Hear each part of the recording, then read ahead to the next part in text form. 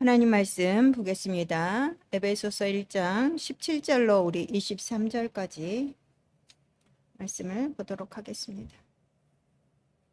에베소서 1장 17절로 23절까지 말씀을 함께 읽도록 하겠습니다.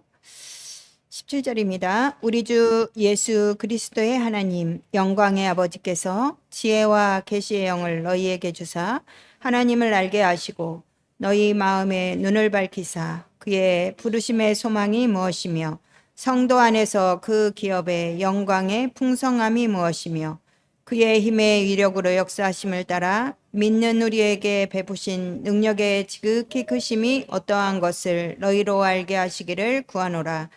그의 능력이 그리스도 안에서 역사하사 죽은 자들 가운데서 다시 살리시고 하늘에서 자기의 오른편에 앉히사 모든 통치와 권세와 능력과 주권과 이 세상뿐 아니라 오는 세상에 일컫는 모든 이름 위에 태어나게 하시고 또 만물을 그의 발 아래 복종하게 하시고 그를 만물 위의 교회의 머리로 삼으셨느니라.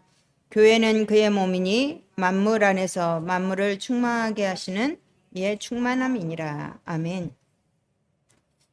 오늘 말씀해 보니까 예수 그리스도는 교회의 머리이고 교회는 예수 그리스도의 몸이다. 이렇게 말씀하고 있습니다.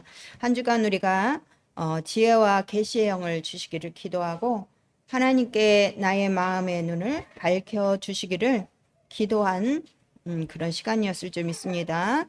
지난주 본문에 보면 계시는 하나님이 우리에게 알려주시는 진리입니다. 진리이신 하나님을 우리에게 알려주시는 게 계시이고 우리는 하나님이 알려주시는 것만큼만 깨달을 수 있다고 말씀에 이렇게 말씀하고 있습니다.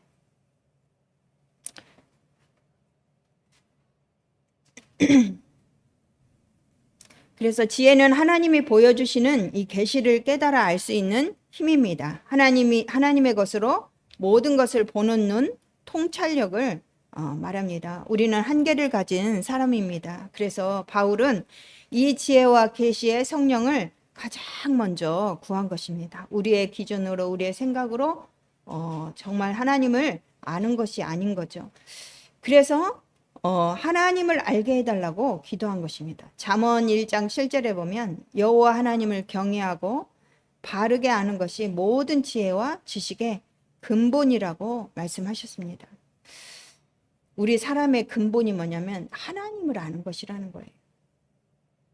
그 다음에 구한 기도가 뭐예요? 하나님을 알기 위해서 우리의 마음의 눈을 밝혀달라고 이렇게 기도한 말씀을 우리가 봤습니다. 우리의 마음의 눈을 밝히사. 그래서 우리의 눈을 밝혀서 뭐예요? 영적인 눈, 믿음의 눈. 믿음은 뭐죠? 바라는 것들의 실상이고 보이지 않는 것들의 증거입니다. 그래서 믿음의 눈, 현장 보는 눈, 하나님의 관점으로 볼 수 있는 그 눈을 열어달라는 거죠. 그리고 복음의 눈으로 모든 것을 볼 수 있도록 기도하라는 것입니다. 그리고 나를 부르신 하나님의 부름의 소망이 무엇인지를 알게 해달라고 기도하라 그랬죠. 내가 믿었다고 이렇게 생각하지만요, 하나님이 우리를 선택해서 불렀고 믿게 하셨다고 이렇게 말씀합니다.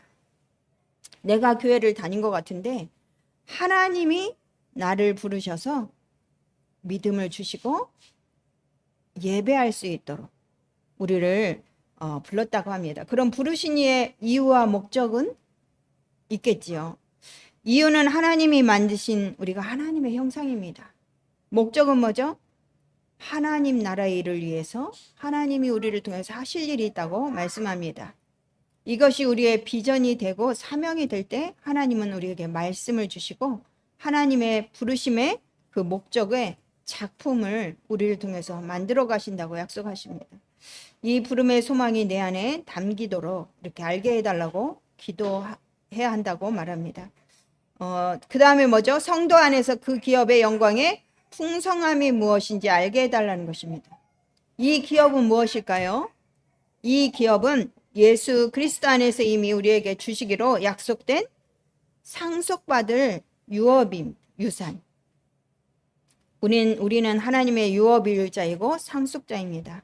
우리 안에는 보혜사 성령이 영원히 함께 하시는 영세거든 우리는 신분입니다. 이 신분을 가진 자는요, 하나님의 자녀이고 하나님께 예배하고 성령인도 받는 신분입니다. 만물이 복종하는 이 예수 그리스도의 이름의 그 비밀을 가진 신분입니다. 귀에 딱지가 않도록 우리가 매일 듣습니다. 너무나 오랜 동안 들었는데 사실적으로 이게 들려서 누려지는 것이 우리 인생에 정말 될 때 그때 하나님 우리를 새로운 시작을 하시는 겁니다. 매번 새로운 시작이다 시작이다. 어떻게 보면은 왜 맨날 새로운 시작이라 그러냐? 그 말씀이 들려서 하나님이 나와 함께 하시는 그 증거의 일이 시작되는 것을 말합니다. 우리가 평생을 교회 다녀도요, 이게 안 될 때가 있지 않습니까? 어떤 사람은 평생 못 누리고 살 수도 있습니다. 그 다음에 그 힘의 위력으로 역사하심을 따라 믿는 우리에게 베푸신 능력의 지극히 크심이 어떠한 것을 너희로 알기를 구하노라 이랬습니다. 신분에 따라오는 권세를 알기를 구한 것입니다. 보좌의 배경, 보좌의 능력, 이 비밀을 알기를 원한 겁니다. 그 천국에서 하나님 보좌의 능력이 어쨌다는 겁니까? 시공간을 초월해서 지금도 나에게 역사하신다는 것을 믿는 것입니다. 믿습니까, 여러분? 지금도 시공간을 초월해요. 그 능력입니다. 그래서 이 모든 흑암을 무너뜨리는 위력입니다. 위력. 우리가 태풍의 위력을 보았습니까?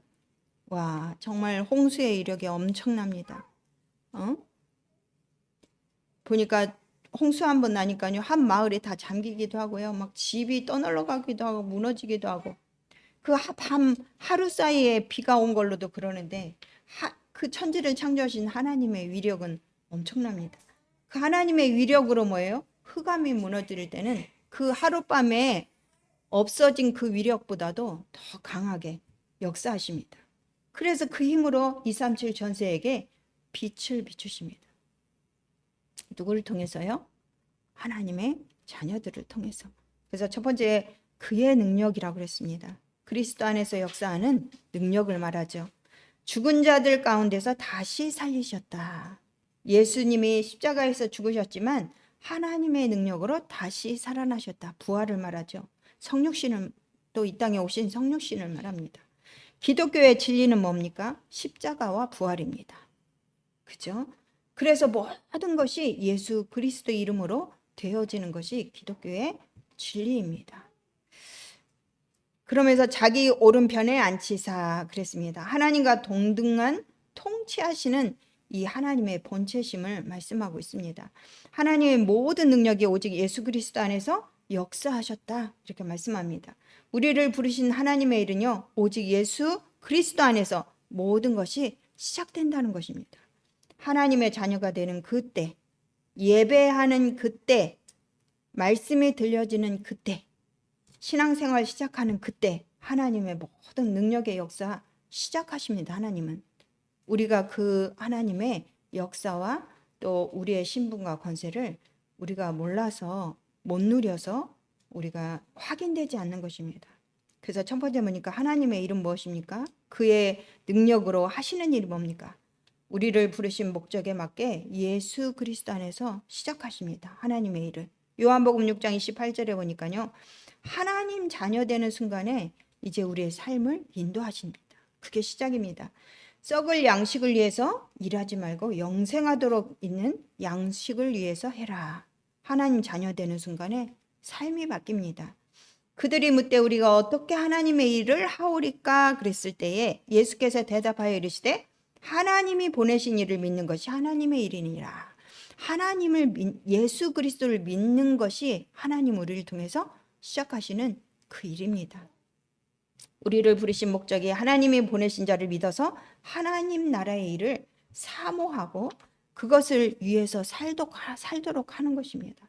우리가 예수 그리스도를 알수록 우리가 하나님 나라를 사모하지 않아요?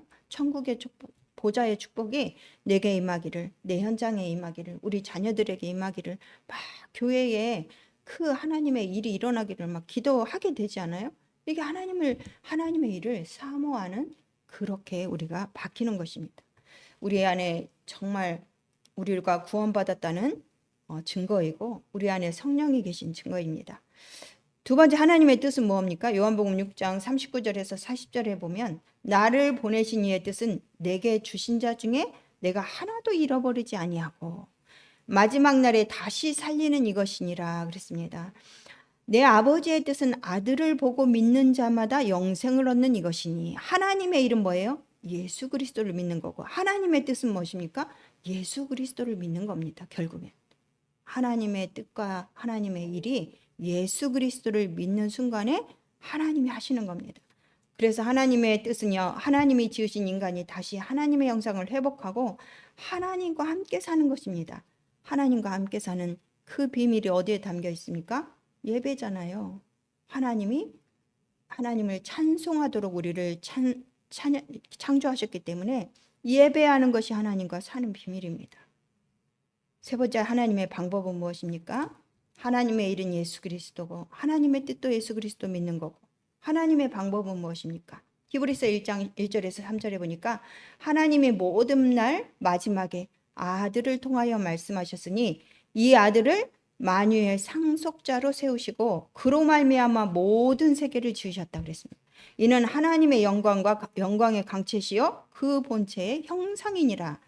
그의 능력의 말씀으로 만물을 붙드시며 죄를 정결하게 하시는 일을 하시고 높은 곳에 계신 지극히 크신 이의 우편에 앉으셨느니라. 오늘 말씀과 같이 예수 그리스도를 죽은 자 가운데서 다시 살리시고 하늘에서 자기의 오른편에 앉으셨다. 히브리서 1장 1절에서 3절에서도 증거되고 있습니다. 하나님의 인류를 향한 방법이 복음입니다. 복음은 오직 예수 그리스도 한 분뿐입니다. 하나님은 자신이 세운 방법인 예수 그리스도를 가장 잘 알기를 원한다고 오늘 말씀을 주셨습니다. 그 안에 모든 것을 감추어 놓고 비밀로 붙이셨어요. 그래서 예수 그리스도가 열쇠입니다. 비밀의 창고를 들어가는 열쇠가 예수 그리스도라는 거예요. 그래서 그리스도 복음은요, 들을수록 뭐예요? 같은 것 같아. 맨날 똑같은 거 듣는 것 같아. 근데 들을수록 비밀이 뭡니까? 하나로 들립니다. 그리고 유일성이 들리고 오직이 들립니다. 그래서 비밀이고 복음인 것입니다. 이 복음은 뭐예요?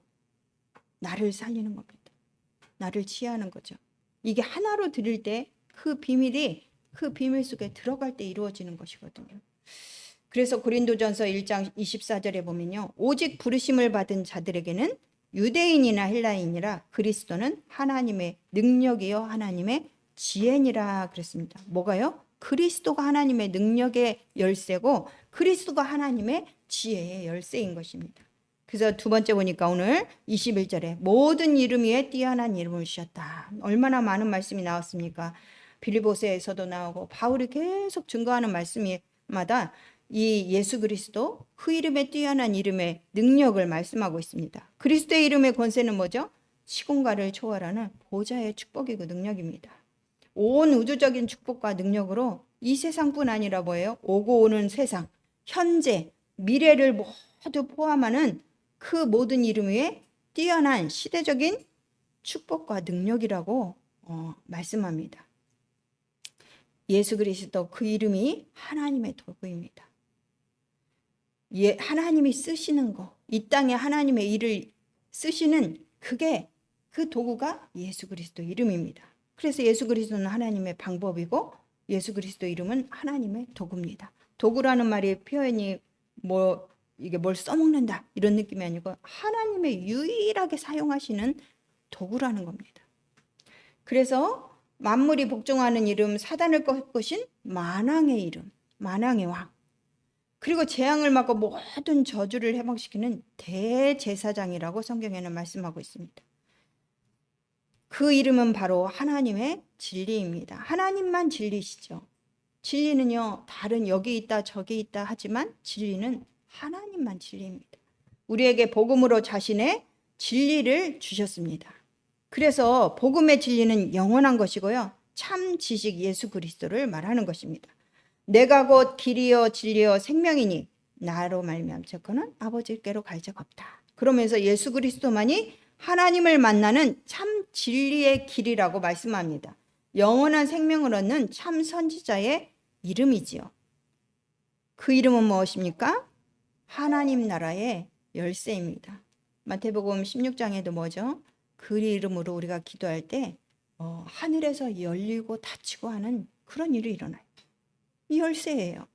이 세상뿐 아니라요, 오는 세상의 모든 이름 위에 뛰어난 이름, 세상의 모든 영적 권세와 인간의 권력과 영적인 존재들을 통치하시는 권세와 능력과 주권을 예수 그리스도께서 가진 것입니다. 그죠? 그래서 하나님은요, 예수 그리스도를 통해서 하나님을 만나게도 하시고 하나님 나라의 축복을 누리기도 하시고, 그죠?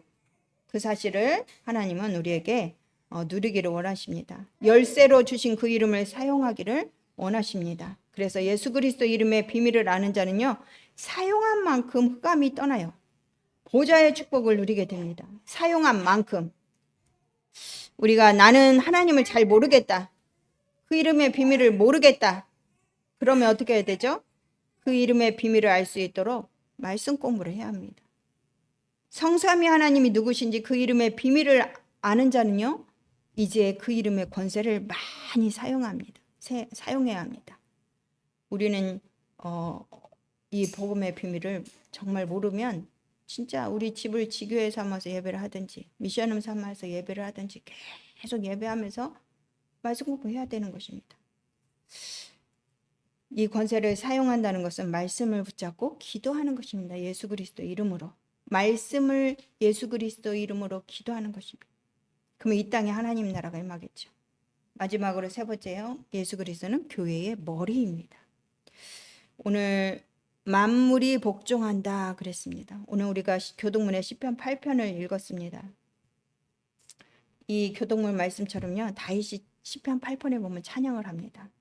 여호와 우리 주여, 주의 이름이 온 땅에 어찌 그리 아름다운지요. 그러면서 주의 손으로 만드신 것을 다스리게 하시고 만물을 그의 발 아래 두셨다. 지금 이 말씀은 뭐예요? 시편 8편을 인용한 말씀입니다. 그런 교회의 머리는 뭡니까? 교회는 그리스도의 피값으로 세워졌습니다. 교회는 십자가의 죽으심으로 예수 그리스도의 피값을 치르시고 부활하셔서 교회를 세우셔서 우리 각 사람 안에 교회를 세우시고 모이는 교회를 세우시고 예배하게 하셨죠. 그렇죠? 그래서 교회의 주인은요, 예수 그리스도라는 거예요. 교회의 머리가 예수 그리스도십니다. 교회는 예수 그리스도께서 통치하신다는 것입니다. 그래서 사람의 모든 것을 움직이는 부분이 어디죠? 머리라고 그러잖아요. 헤드. 뇌. 머리에서도 뇌. 그죠? 뇌에서 몸의 모든 것을 신경을 전달하고 명령하는 거죠. 그래서 몸의 모든 지체는요, 뇌의 명령을 따라서 움직입니다. 그렇죠? 이 명령을 거부할 때 몸에 나타나는 것이 뭐죠?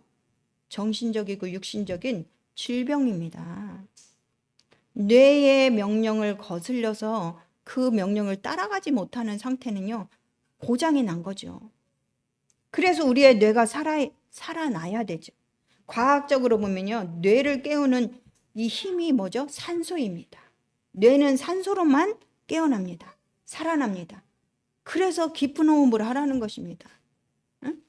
맑은 공기 있는 데서, 이 바닷가에서 이런 데서 깊은 호흡하면 뭐죠? 어떠죠? 뇌가 치유되는 거예요.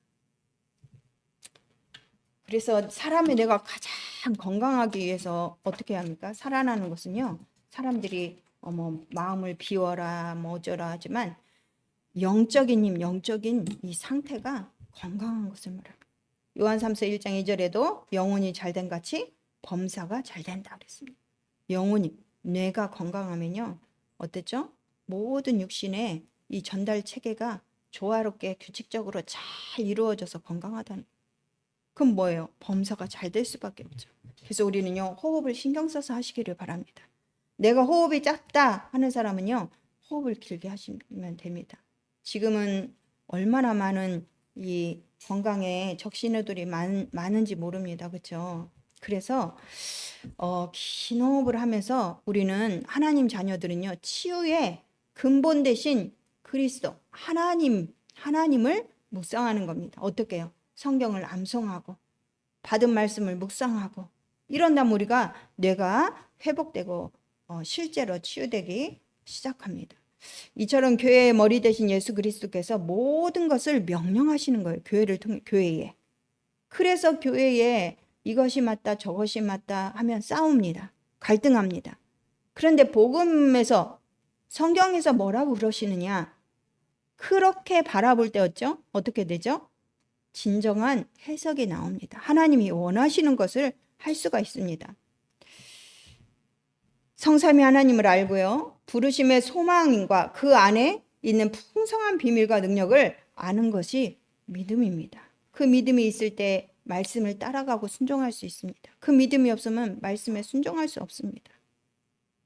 우리 안에 그래도 그렇지라는 게 항상 따라다닙니다. 교회는 하나님이 전적으로 관여하십니다. 그래서 강단에서 그리스도의 복음이 날마다 하나님 편에서는요, 그리스도 복음만 선포되기를 원하십니다. 교회를 세우신 목적이 그리스도기 때문에 그렇습니다. 교회의 머리가 그리스도기 때문에 그렇습니다.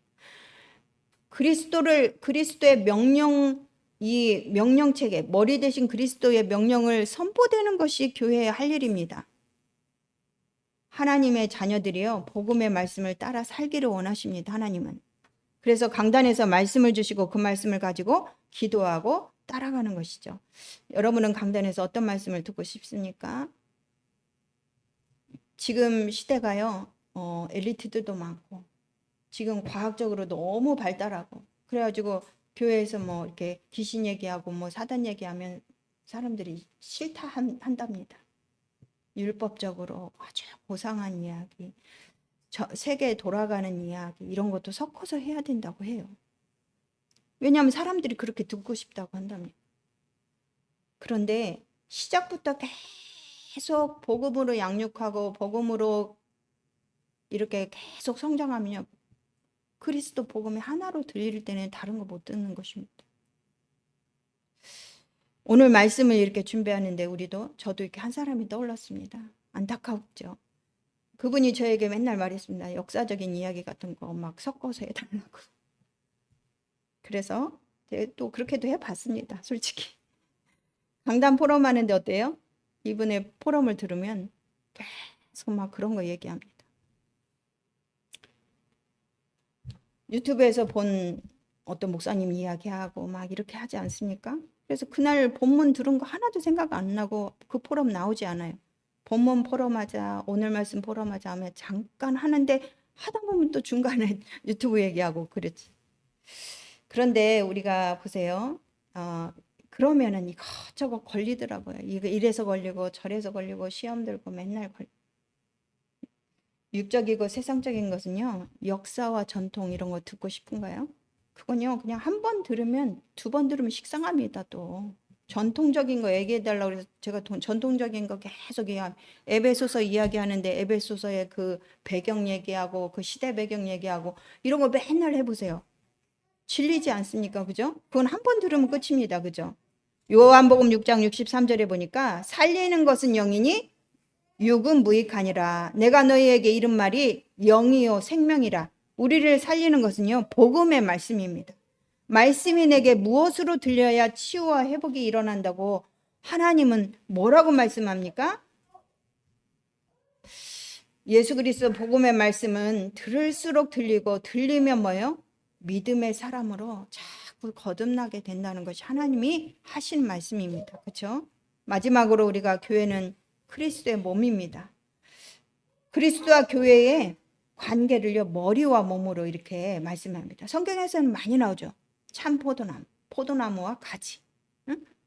뭐 목자와 양 계속 말씀합니다. 뗄래야 뗄 수 없는 관계라는 것입니다. 교회 자체가 예수 그리스도라는 겁니다.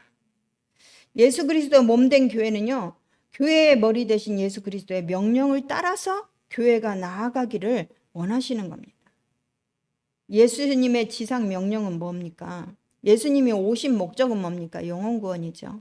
그럼 교회의 목적은 뭘까요? 영혼 구원입니다.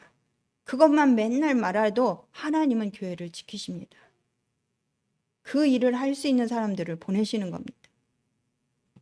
어쩌면은 하나님은요, 그걸 더 원하십니다.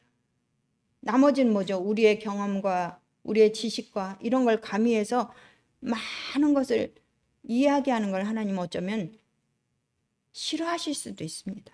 그냥 하나님의 말씀만 전달하기를 원하십니다. 성도들은요, 그 하나님의 말씀만 붙잡고 살기를 원합니다.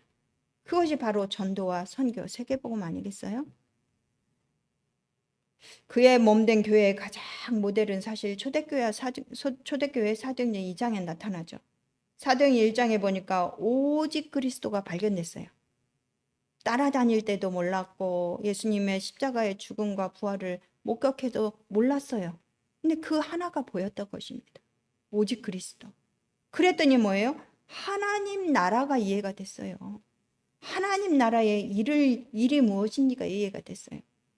그랬더니 성령 충만하지 않고는 안 되는 것을 발견하게 됩니다. 그래서 사도행전 1장 14절에 마음을 같이 해서 오로지 기도하기를 힘썼다는 것입니다. 그랬더니 어떻게 되죠? 오순절날의 역사가 교회에 일어납니다. 하나님이 오순절날의 역사를 교회에 부어주셨던 것을 보게 됩니다. 그 체험을 한 자들은요, 사도의 가르침을 받아서 서로 포럼할 수 있습니다. 언뜻 포럼요? 말씀을 포럼할 수 있습니다. 성도의 올바른 교제가 되고요, 오로지 기도할 수 있는 힘이 생깁니다.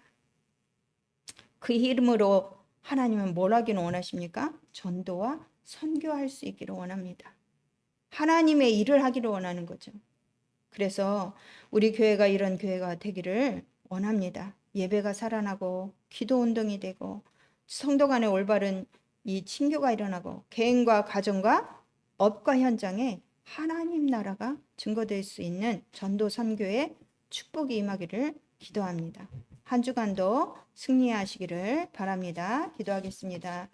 하나님 감사합니다. 하나님께서 우리 교회를 정말 오직 그리스도 복음에 방향 맞춰서 하나님 오직 그리스도 복음만 증거할 수 있는 소망하는 교회가 되게 하신 것을 감사합니다. 우리 교회를 통해서 하나님 나라의 일이 일어나기를 소원합니다. 하나님 전도 선교의 귀한 역사가 일어나게 하시고 그리스도 복음으로 생명들이 살아날 수 있기를 원합니다. 먼저는 저희가 말씀 받고 새 먹게 하시고 저희에게 하나님의 능력을 체험하게 하시고 우리가 살아나게 하셔서 우리의 관계된 모든 현장과 교회와 또 지역에 흑암이 무너지고 정말 하나님 나라 이루는 일에 하나님 쓰임 받을 수 있도록 주님 축복하여 주시옵소서. 한 주간도 우리가 말씀을 묵상하며 정말 교회의 머리 대신 예수 그리스도 그 이름 붙잡고 말씀에 순종하는 한 주간의 귀한 삶이 되게 하여 주시옵소서. 예수 그리스도의 이름으로 기도하옵나이다. 아멘. 우리 찬송가 511장 드리겠습니다.